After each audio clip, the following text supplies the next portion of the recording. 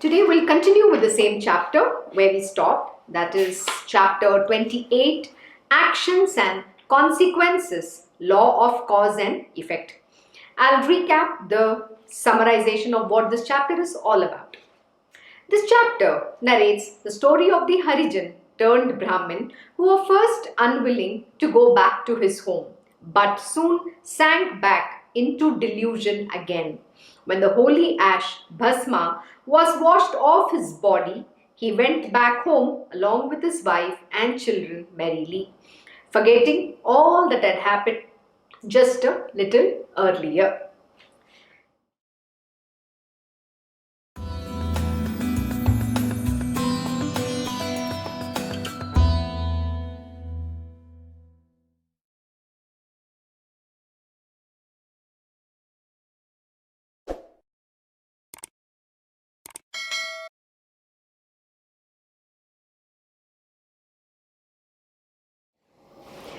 Very good morning. Jai Shri Krishna Guru. Thank you for joining Shree Charitra Parayan. I hope you all had a very wonderful Thursday yesterday.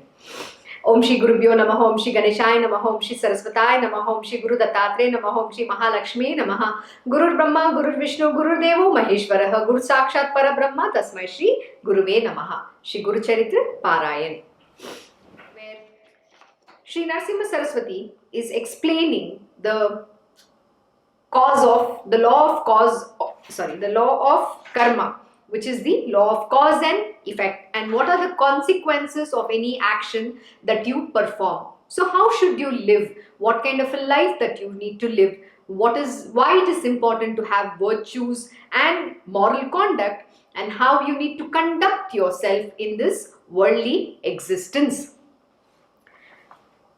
So I'll begin from the last para where we stopped. So here Narasimha Saraswati is saying, if a Brahmin fails in the discharge of his ordained duties, he will slide down to birth in the lower caste. Apart from the duties ordained, there are also actions prohibited. What does this mean? You have been given a prescribed duty, and to which there are prohibited actions, and you're not supposed to go against that law and the prescribed duties, that which is mentioned to you. Apart from that, the duties ordained, there are also actions prohibited.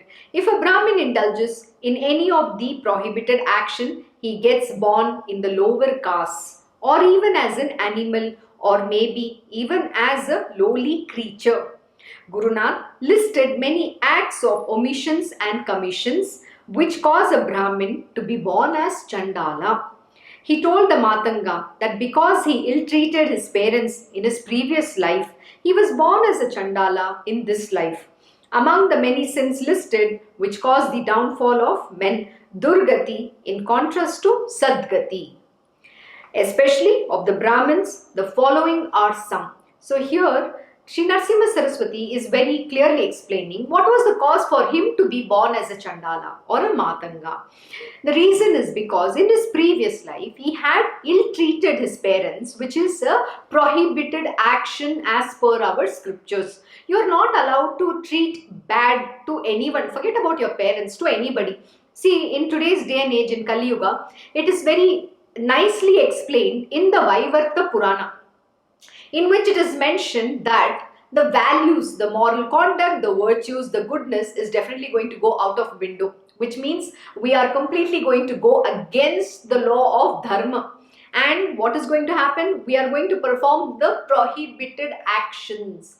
What are the prohibited actions? Again, one example here, especially to the Brahmin, it is mentioned, you cannot ill-treat your parents, especially your parents. And forget about parents, but anybody in this world, you cannot ill-treat them. So what happens when you ill-treat? You're actually sanctioning a birth in the lower wombs, and sometimes it is mentioned you will be born as animals or even as some lowly creature. So why are you doing that? Why are you ill-treating your parents? See, as a son, as your duty, somebody who is eldest in the family, it is very important to perform your prescribed duties, that which is born of your nature and the position you are in. Yesterday, we learnt about why it is important for us to be very good a good leader, one who is the chosen one, has to become the epitome of goodness, epitome of everything. And he sets himself as an example so that the world will follow him, which I explained yesterday. I'm not going to go back into that once again. And then the second most important thing is, please remember, yes, we understand every action is a part of our karmic repayment. Maybe in your previous birth, your parents might have ill-treated you, and that is why you are repaying that action back to them. But why can't you be good? If you are not going to commit that sin, aren't you going to be born in a higher womb, in a pious family, in an affluent family? Of course, yes. That is what Narasimha Saraswati is saying. We are being given this knowledge. We are told to be good, conduct ourselves in a very good manner, so that we can, in the future lives, earn a good merit. Whatever the good merit we earn, when we are born in the future life, we were born into a better womb, better family, and a pious family. So this is what it is. This is why it is important that you follow these principles. But what is happening? In Vaivarta Purana, it is mentioned that everybody is going to go against this law. There's no son or mother, daughter, nothing. People are going to give into lust and greed. A daughter-in-law is going to treat the mother-in-law like a servant. It has already been mentioned in our scriptures. So why should you fall for that? Why can't you be good? Why cannot you be good? What is stopping you from being good? And this is a very beautiful lesson which my Krishna Guruji will teach all of his disciples and devotees. He'll say, does being good cost you anything? He'll ask me this question, or any of his disciples. Am I asking you to do something wrong? No, on the contrary, what am I asking you? Am I asking you something too much from you? No, he's just saying, be your good self. Why should you become mean? Why should you behave in a bad manner just because the other person behaved in that manner to you? Or maybe the person might have ill-treated you, insulted you, called you names. The person could have done many different things. It is okay. But why can't you become divine? Why can't you be that godly being? Why should you stoop down, worse than that other person? This is what my Krishna Guruji teaches all of us and asks us this question. He says you should answer this question for yourself. Has God ever taught you to be bad? Right from Bhagavad Gita to Srimad Bhagavatam to the Gita, you take any scriptures. You take Samarth Ramdas Maharaj's Das Bodh, Guru Charitra, or any of the other scriptures. In all of that, the one thing which the divine Lord Almighty, everybody imparts this very beautiful lesson, and that is to be kind, to be compassionate, to be our good self, and not to slander anyone, not to speak ill about anybody, not to say anything bad against anyone. Let the world do the way they want. This is exactly what my Krishna Guruji will say. He says, I am giving you the knowledge. The world is not getting this knowledge. So it is my expectation that you behave, because you are the one who's privileged of this knowledge. So what makes you think you can behave in any which way? No, I have not taught you something like that. Let the world do what it wants. Actually, it has taken me many years to understand this lesson which my Krishna Guruji is teaching. And when I just thought about it, what is he asking about? Just because somebody is insulting me or somebody is behaving bad, should I stoop down to that level like the other person? On the contrary, I have to show my goodness. I have to show my love. That is what spirituality is all about. To empower the divine being within you, to rise to becoming your higher self and not the lower nature. The lower self is that mean nature. We don't have to become that. We don't have to stoop down to that level. Actually, my Krishna Guruji sets himself as an example. He shows how to be nice in this world. People have called him names, people have said all the bad things, yet he will not become like them in any which way. On the contrary, he blesses those people who have called him names with lot more things than they have imagined or expected.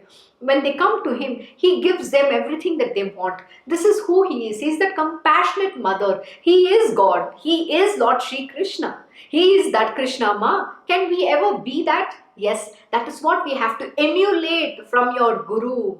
The Guru is teaching these good qualities. Why can't we emulate and live those lessons? That is what will make us great.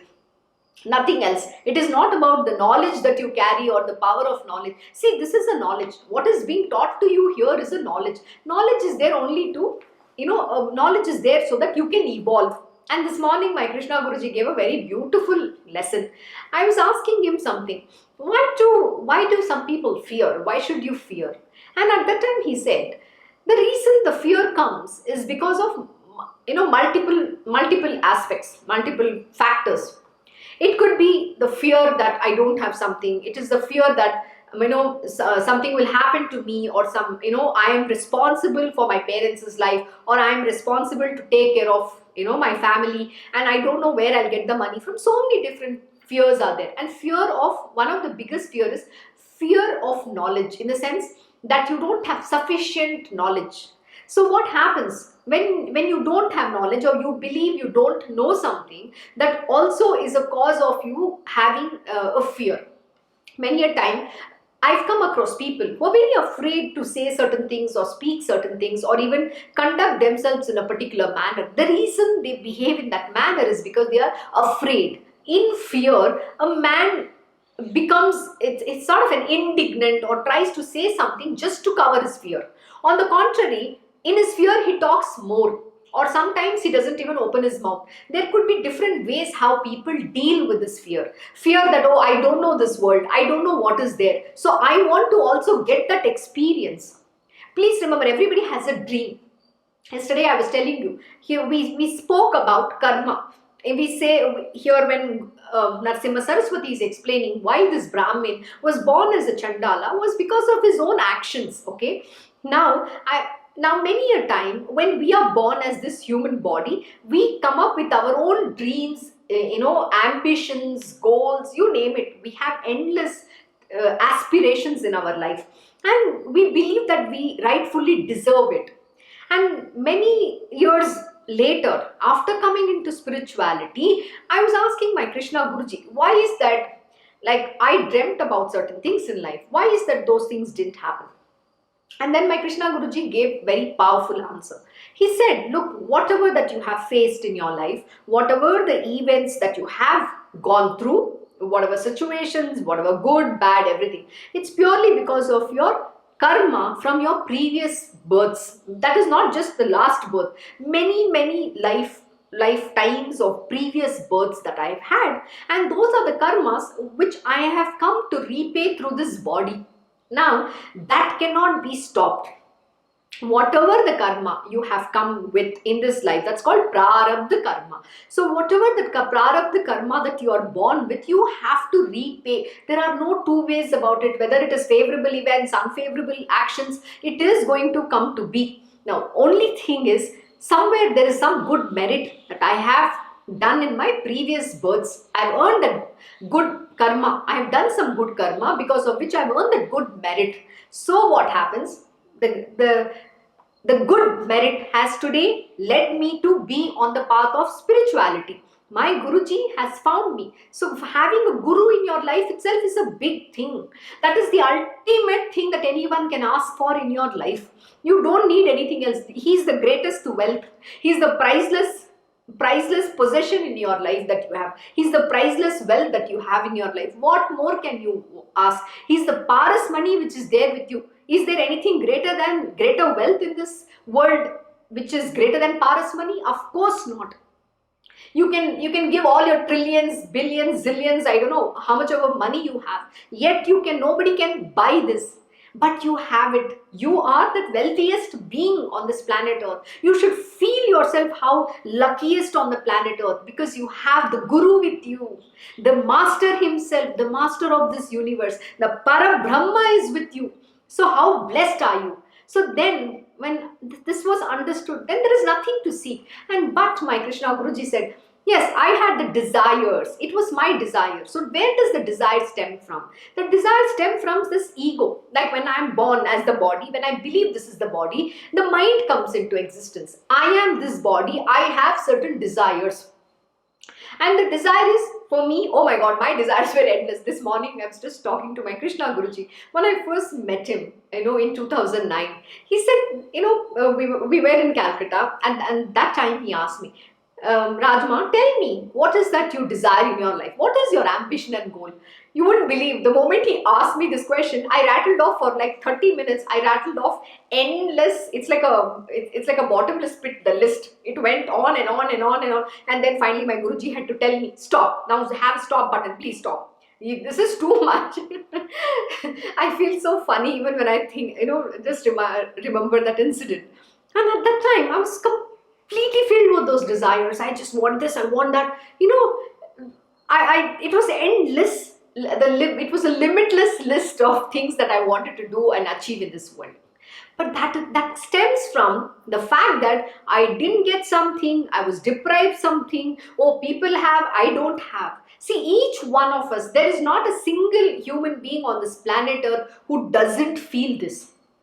Let me tell you, he can be even the Bill Gates of this world, or even the Jeff Bezos of this world. Go ask them. They will also feel that, oh, I didn't get something. See, they can have millions, they may be the billionaires on this planet Earth, but there's some little thing in life which they wanted and they didn't get it.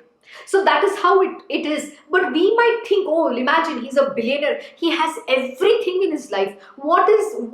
Is there anything lacking in his life? Of course not. So that is an outsider's view. But go ask that person and then you'll understand the truth. So this goes for everybody. See, everybody has the desire in their own capacity. So as maybe a poor man will say, I just need 3 square meals a day. I need a shelter and good clothes to wear. That will be his basic necessities. But as you go higher, you ask me, in my past, I wanted to become the CEO chairman of some big company. I wanted to become this. I wanted to live in America. Too many dreams. I wanted to be known as some great leader in this world. Blah, blah, blah, blah, blah. So everybody's desire has, they have their own desire in their capacity. You go ask somebody who's a little poor, or he's from a little middle class family, he'll say, you know what, I want to be able to provide a good life to my parents, my family. I wanted to have a small house. I want to have a car. I want to have a good job. I want to go to America. See, everybody wants to go to America. Like, in India, many people want to go to Mumbai. Mumbai is the Hollywood of Hollywood of India. So it's our Bollywood. Everybody believes there is a life. You can become a Shah Rukh Khan of this world. You can become a Salman Khan. So everybody has this aspiration and dream. So they also go to Mumbai. You mean everybody can become Shah Rukh Khan? Of course not. See, Shah Rukh Khan has come with his own destiny. That is why he has become that in this life. So it doesn't mean that you also can be that. Yes, we say we always have to think positive. We always have to put our self-effort. We have to try and you have to go achieve. But the end result is never in your hands. So we all come with that, that dream that we want to achieve something. But life doesn't work out that way.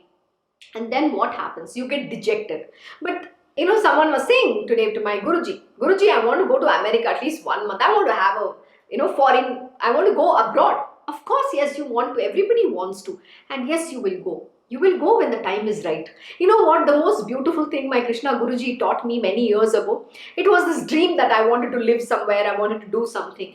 But then finally when I went all around, I found something missing, something completely empty. There is something that is not there and I don't know what that was.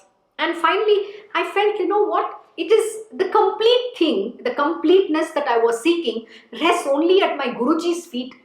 It is not there anywhere else in the world. You can travel, you can go for that holiday, but please remember, beyond a point you'll start feeling that emptiness. There is something missing which is not understood by the material worldly people. That which you're seeking is not there in that world.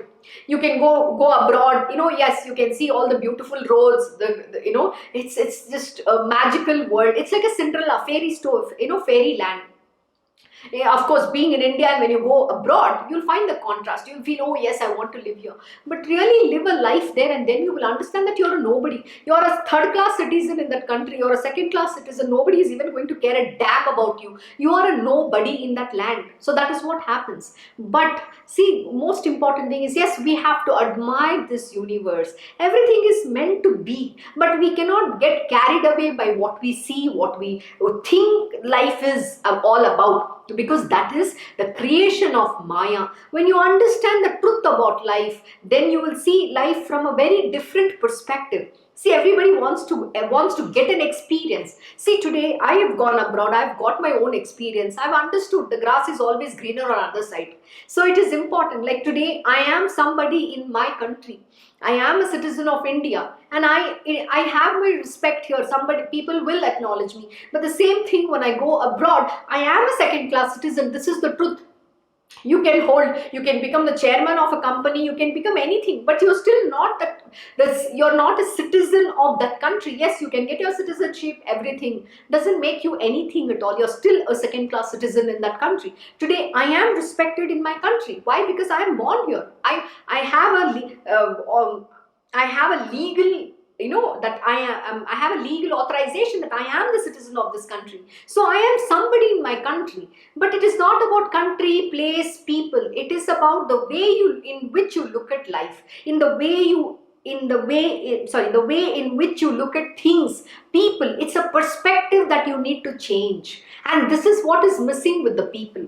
And then I was telling, the disciple of my Krishna Guruji, and I was telling him, yes, you will go when the time is right. Of course, you will have to go get that experience. And like what my Krishna Guruji told me, Shree RajShree, when you travel, you need to first have the understanding and knowledge about the subjects. And when you go with that knowledge, you will be able to admire and appreciate the creation of the Lord, this universe. But when we don't have that knowledge, it is very difficult.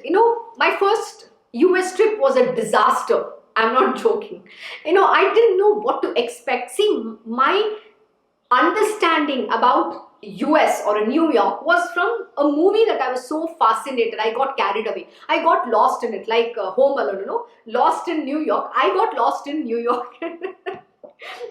So for me, that was my pink color glasses, the imaginations, the dream, that many years that I lived in my own mind's imagination, the creation of my mind. But is that the reality? Of course not. Till I didn't go there, till I didn't experience life in my own way, I didn't understand. And what happened when things were not as per your imagination, your mind's imagination, then the pink color glasses started breaking. I was dejected. I completely was, heartbroken. You can say literally heartbroken. Because for me, living in New York was the, dream of my life. I didn't expect New York to be that. But whose expectation or whose mind's creation was it? It is mine. But is that the reality? No. New York is like that. But I didn't know. Why? Because I was living I was lost in New York. I was living in the home alone. In my own mind's home, which I was living alone in that kind of a world, which is a creation of my mind. So who to be blamed? It is me who I have to blame myself, not someone else, not the country, not the place, not the people. This is what my Krishna Guruji taught me. He taught them. What did I say? In earlier satsangs, I said the Guru removes your imperfection of the material world, and this was my imperfection, and that is exactly what my Krishna Guruji removed. And what did he do after that? He started perfecting my spiritual knowledge, and today I know the truth about life. I know, okay, I understand. Doesn't mean I am all knowing. Again, I don't know. Nobody can have enough knowledge. Yesterday again we did this beautiful subject about that. Even Bharadwaj Rishi couldn't even understand that much which Brahmaji gave him a few Vedas to master. He couldn't do that because that is the vastness of this knowledge. So I cannot still say I know. The one thing that my Krishna Guruji started doing is he started educating me. He was removing the imperfections from my material worldly understanding. And then, life becomes very beautiful because you see the world with a different eyes. The eyes of the truth. When you see anything, the knowledge shines there. The truth shines. The illumination is what my Guruji did. And since then, there is no looking back. And today, you understand that everything in the material world is unreal. It is a creation of Maya. We just need to respect, because remember, at the end of the day, that is Lord's Maya alone. So, but you cannot get carried away and get entangled in that. You have to only be detached. You have to live in this world like the lotus leaf. How Lord Shri Krishna lived. That is what you have to do. So coming back But first, before you can go there, you need to become ready. You need to have the right knowledge, you need to have the right understanding, you need to become capable so that you are able to go and appreciate whatever that you have to do. Even if it means like you're going for holiday, you should have the understanding about the place, the people, the culture, and then you will be able to respect and appreciate and live that, that place to the fullest, the highest good you can achieve by being the best at that moment in time. So that is what is important, and this is exactly what my Krishna Guruji says. But when you travel next, when you go, you will go with that knowledge, the eyes of that knowledge, where you will be able to appreciate this Lord's creation, the creation of this Lord, the entire universe. You will be able to appreciate it, and then you will understand the truth behind all of that. But when I went with my own pink color glass, what happened? I was dejected, heartbroken. I didn't know what to make out of life. I was completely deluded. And many years later, my Krishna Guruji slowly gave the understanding about the people, the culture, their nature, what it was. Then I was able to connect back to what had actually happened to me. And that was a revelation. But at that time, I understood whose fault it was. It is not the world's fault. It is my fault, because I have imagined the world to be the way I want it to be. But the world is never going to be the way I want it to be. It is going to be the way it has programmed it to be. That is what I missed understanding.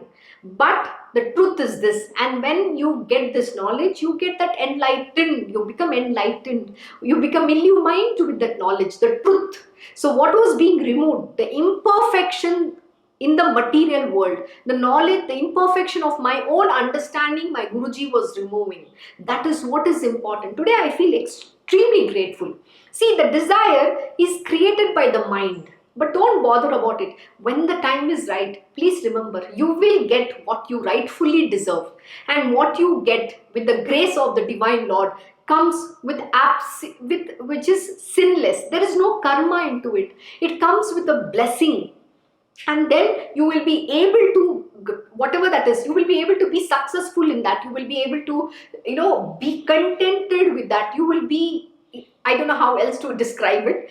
It's a feeling of truth, and it's a feeling of, it's just a blessing. I don't know how to really adequately describe what I want to express.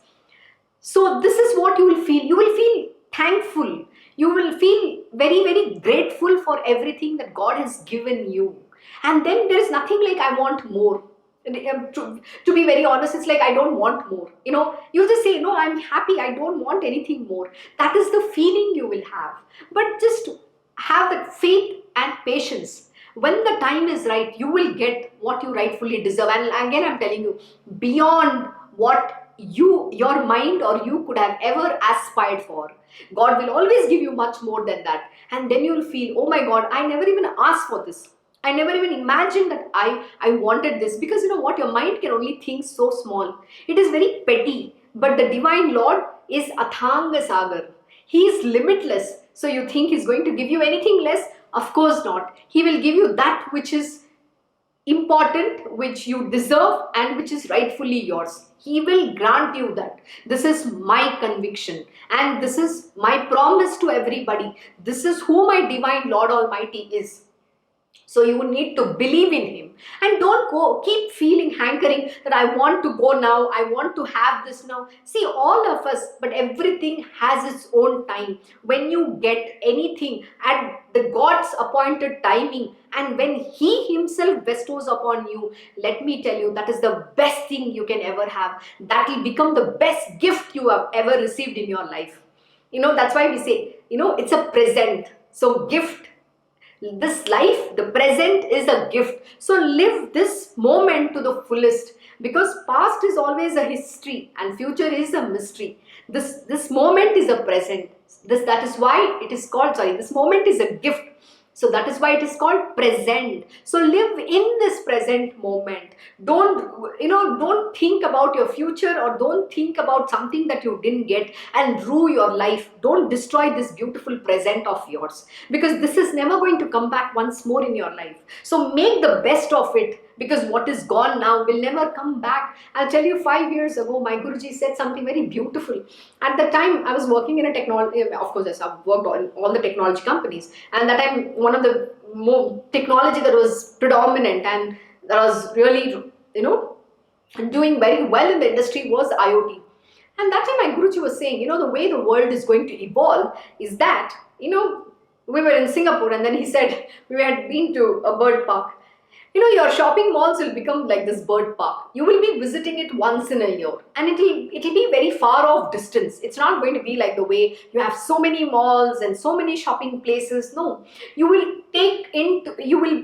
completely get into an online shopping model. The whole world is going to go through an e-commerce, and online retailing will be predominant.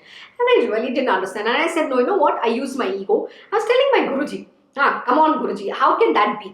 I don't like to shop, without even touching the fabric or feeling what the garment is. I will want to wear and see.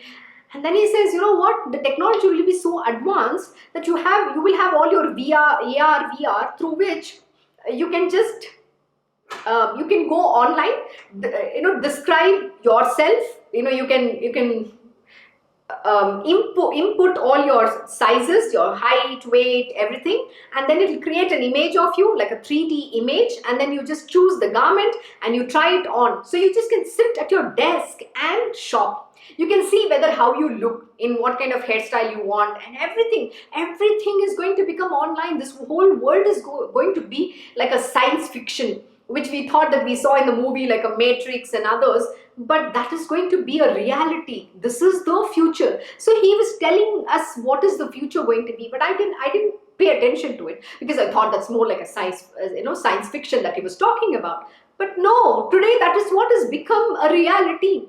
We cannot go out today. We cannot, of course, try out garments. So where is the question of having a mall? The mall is not going to be existent. The mall is going to be just like every company might have just one small store in a one mall somewhere far off, like their one headquartered or a physical store. But everything else is going to be online model. They're all going to have online stores, and then you're just going to shop. And that was a shocker. And today that is what has happened. Today it's already become a reality. Forget about becoming, it's already become a reality. And the world is going to completely adapt to this. This is what has happened. But he already said, did we take his word seriously? No. See, this is what it means, that you have to listen to your Guru. His words are gospel truth. The moment he said that has already come to be. So what, did the world was programmed? No, he already knows. When he said from his mouth, the whole world is transformed, has already transformed. The changes started happening. But we never listen. And who doesn't listen? The mind. We want to use our mind and think, okay, life is only the way I think. That is where we fail. So we have to let go and just surrender unto the lotus feet of the Guru and the Divine Lord Almighty, to just, for them to take charge and do what they want to with our life. The moment you think, I want it like this, please remember, it's never going to be the way you want it. I'm telling you, you can think as much as you want, you can plan as much as you want, but nothing is going to happen as per your plan. But everything is going to happen as per the divine will of the Lord. His plan is what will happen. So why bother? Just have that faith in him that he's doing everything right for you. Don't use your mind and take your decision. When you use your mind and take decisions, then you are going to fail. And that is why the karma comes into existence. That is when you are committing the karma. So don't commit more karma. So what is more important? Surrendering unto the lotus feet of the Divine Lord and being your good self. Only do good kritya, do good karma. You don't have to do anything bad karma. Aren't you already suffering the consequences of your previous births? Why do you need to add more? Can you not work harder in this life so that you can get a better life for the future? And today, for those who have the grace of the Guru and those who are seeking the Guru, please remember that grace has to come to you. And for those who have the Guru, the grace is already with you. Don't destroy that grace. Surrender to him. He will give you everything that you need, you deserve in your life. That which is right for you. He's never going to push you into that Maya. Please remember, whatever that you require to sustain your life, that is all he will give you. And yeah, little more, all the perks and everything will come along with that. I'm not saying he's not going to give to you, he will grant to you, but please remember, at his timing. Don't hurry up in life. Hurrying will never lead you anywhere. Don't fall for your mind's, that pettiness, that meanness, the desires, the greed that it's trying to throw, the lust it is trying to entice you with. Don't fall for it. See, the only way for a human being to fall off the spiritual path is through two very important aspects, and that is lust and the greed. It is very easy for someone to go off the track. Your mind can instigate you, selling that, oh, you know what, look, your guru is giving everybody else. He's sending them to foreign. He's not sending you. He's not giving you anything. He's not, giving you any money. Look at your condition. Look at somebody else. It is very easy for your mind to instigate. When your mind instigates you against the divine Lord, what happens? It is very easy to fall for this lust and greed. And then you will say, okay, hell with the spiritual. I'm going to walk out. It is very easy to do that. It is extremely easy. Haven't we learned the beautiful story from Samat Ramdas Maharaj's life story, where a Brahmin gets carried away to greed, to giving into his palate, saying, I want good food to eat, so I will be with the Guru who gives me good food. This is what happens. The mind is dicey. The mind is deceitful. So don't ever fall prey to your mind. Believe that your Gurudev will give you everything that which you deserve, but at the right time. Have faith and patience. Shraddha and Saburi is very important, and only go on the path that which your Guru has prescribed for you. So coming back. So Guru Nanak listed many acts of omissions and commissions which caused the Brahmin to be born as Chandala. He told the Matanga that because he ill-treated his parents in his previous life, he was born as Chandala in this life.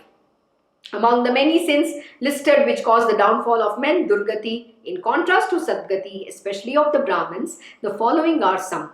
Forsaking the Guru and the parents and ill-treating them. I think I've discussed this enough. When you have a Guru, you cannot forsake him. That is the greatest of the sin that you can ever commit. And also your elderly parents. See, parents have done they have given birth to you, but you have certain duties towards them, and just do your duties, but never ever forsake your parents. It is not dharma. My Krishna Guruji has never taught any of us to ever forsake or not take care of our parents. On the contrary, he has only taught us he has taught that we have to do everything in a detached manner. We don't have to become attached. See, the God is the one who gives birth to everyone. Your parents are also the God's children. So what makes you think that you own your parents? You are nobody to own your parent or anybody. At the end of the day, the caretaker, the karta dharta, everything is the Lord Almighty. So your job is only to do what you have been asked to do as son, daughter, whoever you are, but in a detached manner. Don't get attached with them. Don't get, in bondage. Don't get blind. Don't become blind in their love, because that will become again your downfall. Forsaking the wife and children. Never. You can't forsake your wife nor children. If you get married to someone, please remember, you have to live that commitment for not eternity, at least the end of the life. But if you come into spiritual and tomorrow you will say, I want to walk out of the material world, that time you are allowed to walk out, that is allowed. But otherwise, you have to do your dharma as your husband, as your wife, as your children. You have to perform that prescribed duties, but again in a detached manner. You can't forsake them. Committing adultery, theft, etc., even sensuous thoughts about other women are so much a sin. Oh my God. I hope you understand this. I don't have to explain, but I will still just give a very basic level of explanation here. Committing adultery, theft, you can't steal anything from anyone. You can't commit adultery. You should not do any of those wrong actions. In Krishna Ashram, my Guruji always has taught us that we should never speak lie. We have to always speak the truth. We don't say anything lie. There's nothing to hide about. You have to pay everything, all your bills, your taxes. You have to be very honest in this world. You have to follow the path of dharma. Never cheat anyone, never do anything. You can ask, but if you can try, you can put your effort, ask for discounts, ask for, negotiate, try to bargain, but never do anything that is wrong. My Guruji has never taught us anything like that. So you have to always be very truthful to everything. And even sensuous thoughts about other women are much a sin. Sensuous thoughts about other women. You know, my Guruji has taught one very important lesson. He says a man's mind is like a dog. So what happens? You know, you should see, you should watch people. You know, you have to observe. The moment there is a woman, she's walking around, the man's eyes will just follow her like that. This is the truth. And see, both, I'm not saying just a man, it's about both a woman and a man, both have the lusty nature. Now, you cannot have the sensual thoughts about other women. Why other women? Because they're more talking about a man. A woman is she's always looked upon as a sex object. She is very enticing, you know. So what happens? The man has lusty desires. So the moment a woman comes in front, his mind goes into a tizzy. So he's already having wrong thoughts, bad ideas. So that is not allowed, especially of other women. Please remember, when you have your wife and when you're already married or you've committed to someone, you cannot now think about another woman in your mind. That is wrong. So that is sin. Even you might not express, but if those kind of thoughts go on in your mind, you're committing sin. Killing animals or inflicting the least suffering upon them. Okay, killing animals. Yes, you're not allowed to kill animals. Okay, that's a very interesting thing. And inflicting the least suffering upon them. I know that many people, there is this, okay, it was many years ago that I saw a video and I didn't know what it was all about. There was in China, there was, I forgot the name of this animal. They used to kill this animal for the fur. Why? Because they wanted to produce the best coats using the fur of this animal. And that was done in a very brutal manner. They literally killed the animal. They would smash that animal against the wall and kill it.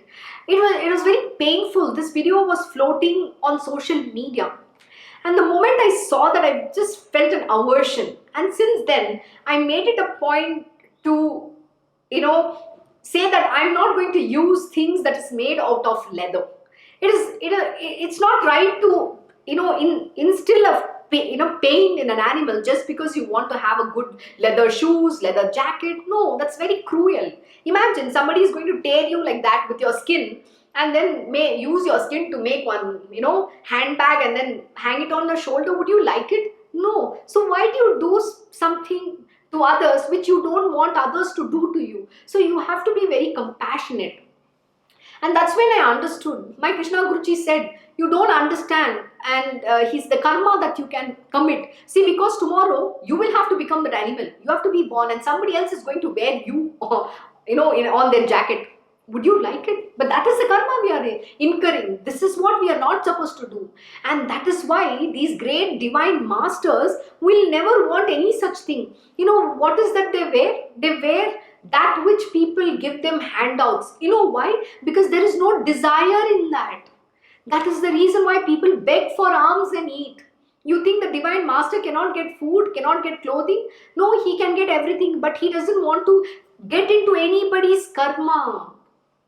All that. So that time my Krishna Guruji was teaching me many years ago. He said the more you buy, the more you are committing karma. Why? Because please remember, we don't know where these products are coming from. In somewhere, the labor who's working behind this may be child labor. Then am I not encouraging by wearing that garment? I'm encouraging the child labor. So why should I come into the karma of that child? So remember, I might not be directly doing that, but am I not a party to it? So that is why we have to stay away. That is why in our scriptures, it's always prescribed, we should use that which is available to us naturally. We are not torturing any animals. We are not causing any harm to anyone. That is why we have been taught to live in a very simple life, in a simple manner. We don't need fancy things. The reason why we have to live in a simple life and in an organically, that which is available to us naturally, and everything that has to be organic. And today in our ashram, we are adapting to do that. I'll tell you a very beautiful example which my Krishna Guruji taught, and many things I've given up. And one of the things was using this toilet tissues. I was in Singapore. And once he sent me, he was telling me, you should stop using this paper. Don't we use so much toilet tissues? No, I was not using toilet tissues, but yes, it was just there. Though in Western countries, they don't have this health faucet concept. But when I was living in Singapore, every house that I rented, I would ensure that I installed a health faucet, because we are not used to using tissues, to clean ourselves. And that is one culture that we have been taught. And that time, my Krishna Guruji sent one video, and after seeing this video, I stopped using toilet tissue. That was the most scariest video I saw. And then, you know what the video was all about? It was all that, the waste that comes from the toilet is collected because people put their toilet tissues right in the toilet and they flush it. So what happens is, these toilet tissues are not biodegradable. So they cannot be, they are not destroyed, they cannot be recycled. So there was a person who had to handpick these tissues from that waste. I couldn't eat my food for 2 days after seeing that. It was horrifying. So my Guruji asked me a question, would you like to do that job?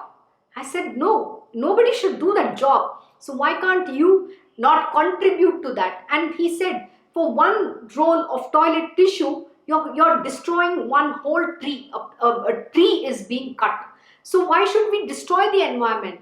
So why can't we be environmentally friendly people? Use things. In ancient times in India, we were doing everything that was environmentally friendly. What has changed today? It is the Western influence. We never used to use toilet tissue. The existence of toilet tissue was not in an Indian culture. We used to use our hand to wash, sorry for my language, we have to use our hand to clean ourselves with water, because water is anyway a natural resources.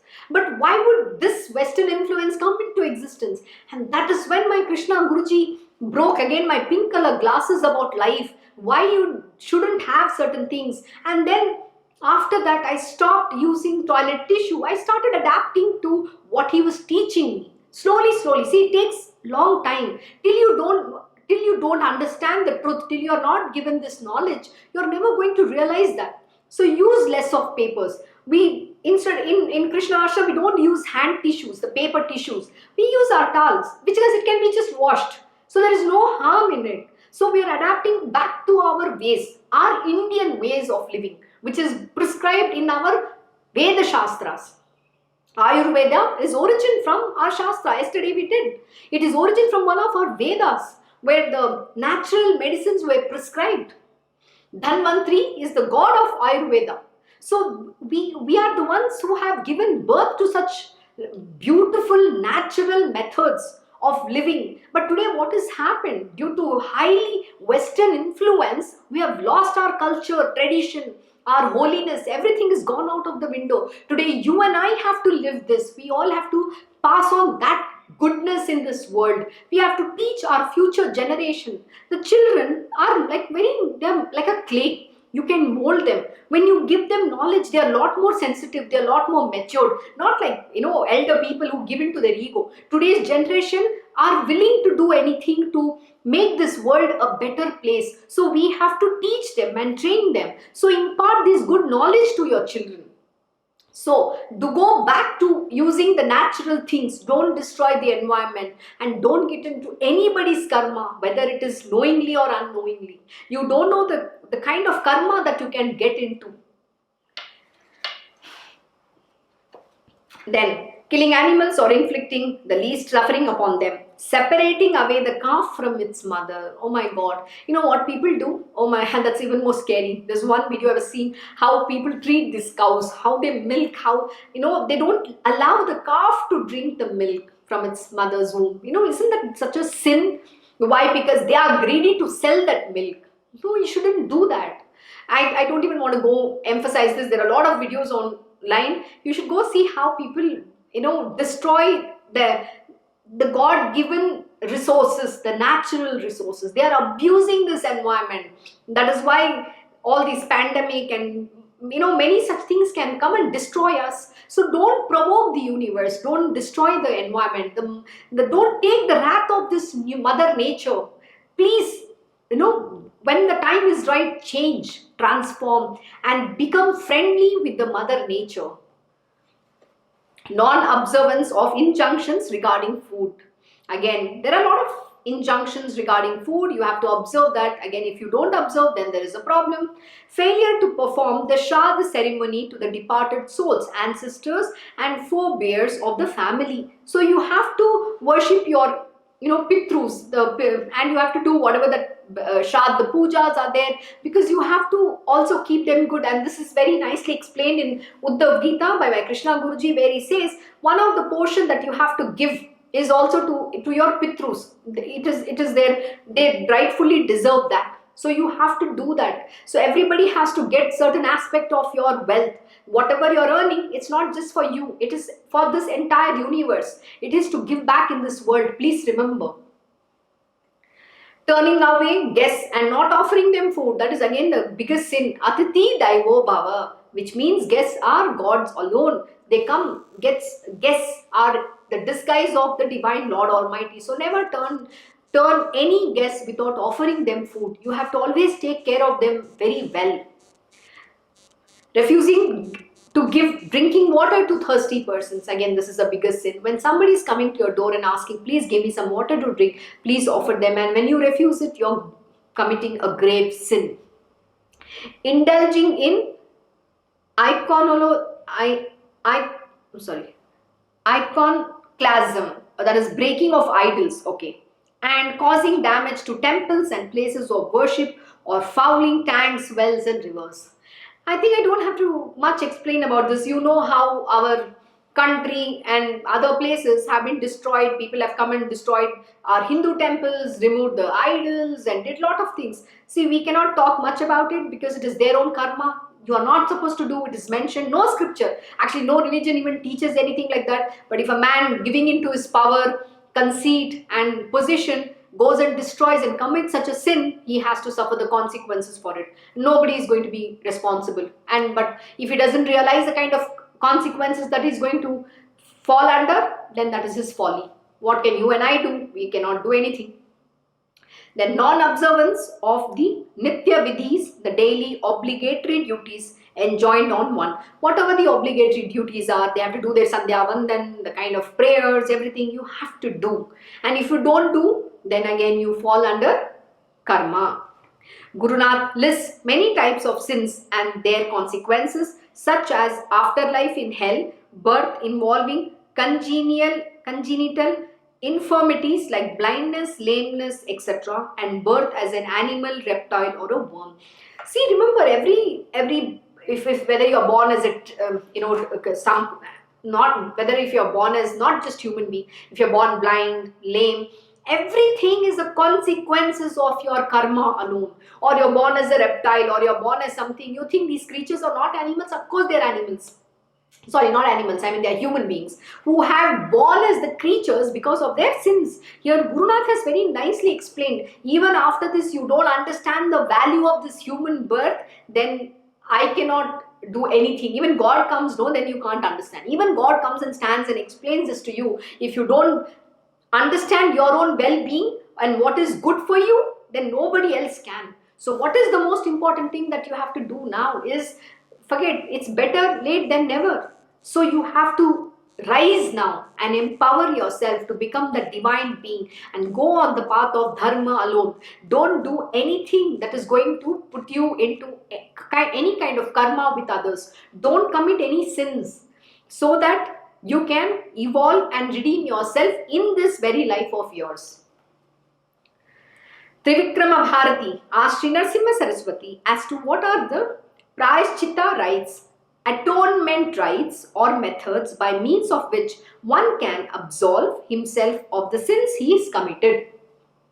Gurunath then explains the Prayashchitta vidhis, methods of atonement for the sins committed.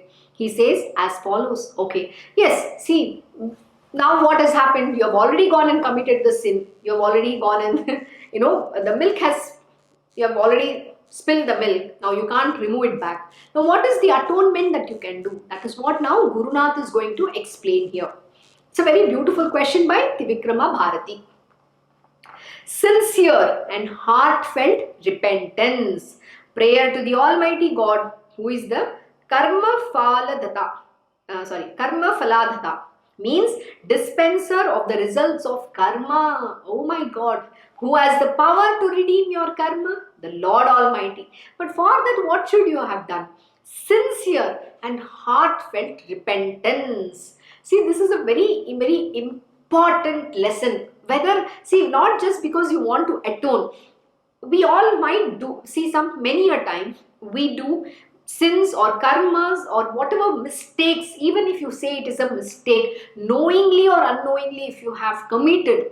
But if you can, with your heartfelt and sincere repentance, pray to the Almighty Lord, He will definitely redeem you of that karmas, but not with ego and arrogance. See, this is why in spirituality we are taught how to feel sorry about our actions, and even if you have not committed, it is okay to say sorry, because sorry means you are humble, you are humbling your pride, you are humbled with your ego. My Krishna Guruji will always say, and he has taught us that even if the other person is in the wrong, if you say sorry, you're actually going to rise in the Almighty's, in His eyes you're going to rise. So why should you feel that ego? There is no harm in saying sorry.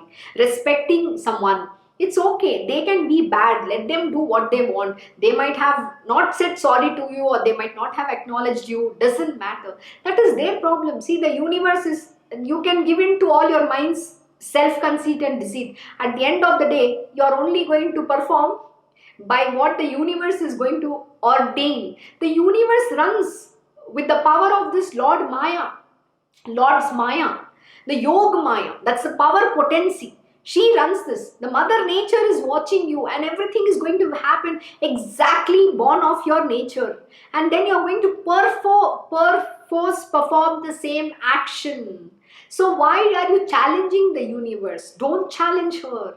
And something that you say, I will never do this, I am not going to follow that person, I will not do, given to your ego, you will have to bow down to that same person. Please remember, never ever challenge Maya, never challenge the Mother Nature, never challenge destiny. So what is more important? Humbling of your pride is extremely important. And if you have committed a mistake, and when you feel from your heart, absolute heartfelt and sincere repentance, then, and with a sincere prayer to the Lord Almighty, He will be able to wipe out your karma. Remember this. Then he's saying God, who is the Karma Phaladhata, the one who is the dispenser of the result of the karmas. Oh my God, for forgiveness, you have to ask Him for forgiveness. Say, God, please forgive me. But do you need to have that kind of sincere repentance, heartfelt? It has to come from within of your being. But if you don't feel that, please remember, the karma is very much in action. It is very much going in your name, which means you have to be born once again in some other life to repay that karma with that person. Why do you want to get into that karma? Even this morning, my Krishna Guruji was giving me the same lessons. Don't say anything bad about anybody. Don't say one word bad about anybody. You and I don't have to get into any karma with anybody. You should never get into any karma with anyone. Become divine. Be divine. You're already a divine being. Just let go of whatever that happens in this world. Become silent. Just be a witness. Become mere a witness.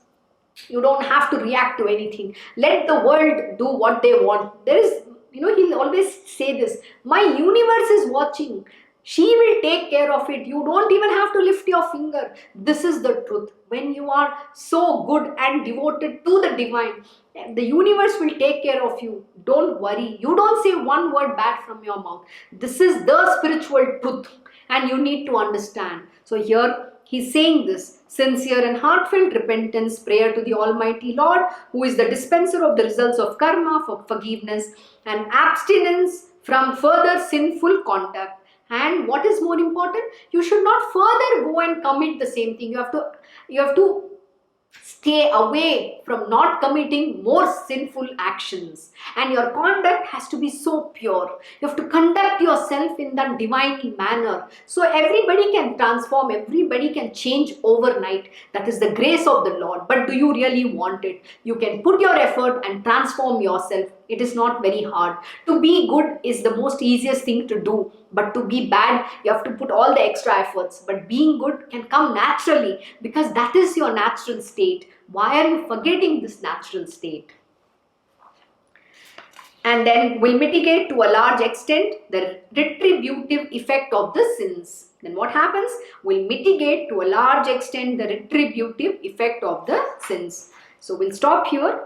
We are already at the end of the hour. We'll continue from where we stopped. Thank you for joining Shree Guru Charitra Parayan. I hope you enjoyed today's lesson. Have a wonderful Friday and the weekend ahead. See you on Monday at the same time. Om Shri Mahaganapate Namaha, Om Shri Gurudev Datta, Om Shri Sachidananda Sadguru Sainath Maharaj Ki Jai. Om Namo Bhagavate Vasudevaya, Digambara Digambara Shripad Vallabha Digambara. Om Shri Krishna Guru Natha Natha Shri Guruve Namaha. Om Devi Durgaya Namaha. Om Shri Krishna Arpanam Namastu. Krishna Vande Jagat Guru.